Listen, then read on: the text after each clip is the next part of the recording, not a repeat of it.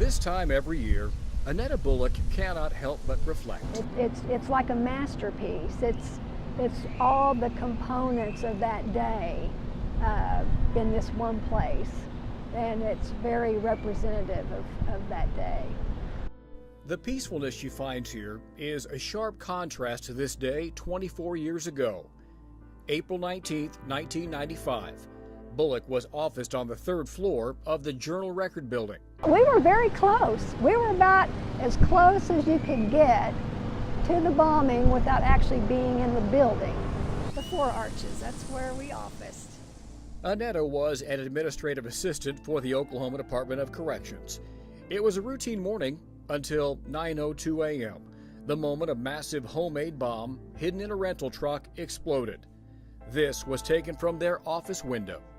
After I felt the concussion of the bomb and things started falling in on top of me and things were collapsing and you could hear the pancaking of the Murrah building. Initially we thought it was a gas leak, a gas explosion. And, well, who would have ever imagined? Well, exactly. I mean, who would have thought something like this would happen in Oklahoma?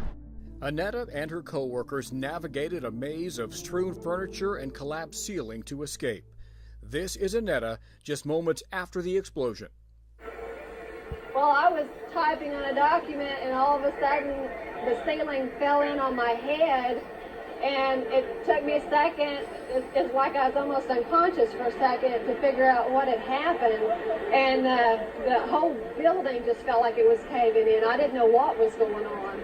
And when everything kind of calmed, after all the building had fallen, we made it to the window on the south side and looked across the street, and the federal building was just blown all to shreds, and cars were blowing up. And I was one of the lucky ones. We had one girl seriously hurt. Her face was all cut up because she had a window office. Luckily, I did not, and I was on the other side of the office suite.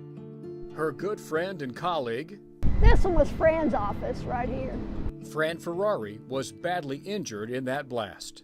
She was screaming and she couldn't see because of the glass that had embedded in her eyes, broke her jaw, her teeth actually even.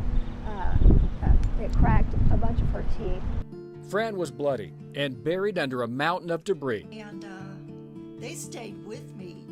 I mean, I remember at one point it was windy, and I guess the wind was blowing on my face, and I couldn't see because of the glass in my eyes, and I remember hearing them talk, but they were moving to block the wind from me.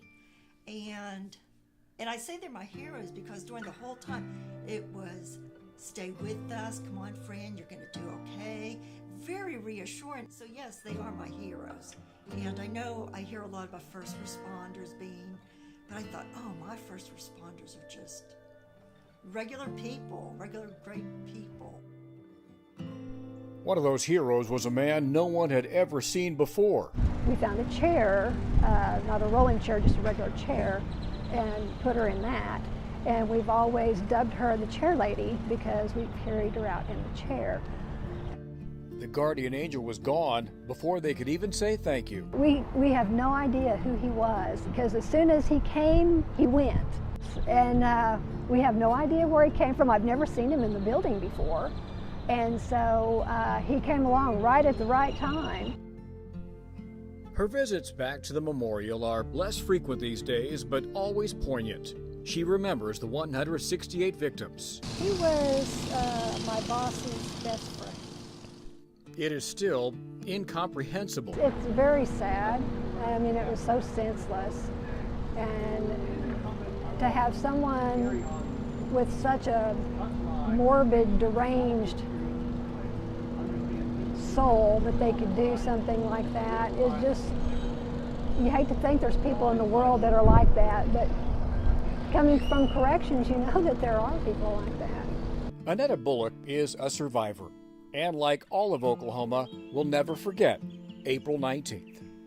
It's not something that I wanted to define me, and I didn't want to be consumed by it. And so, just over time, it's fading, and healing. It's made me a stronger person, And I come down here just to remember that day and to be thankful that I'm still here.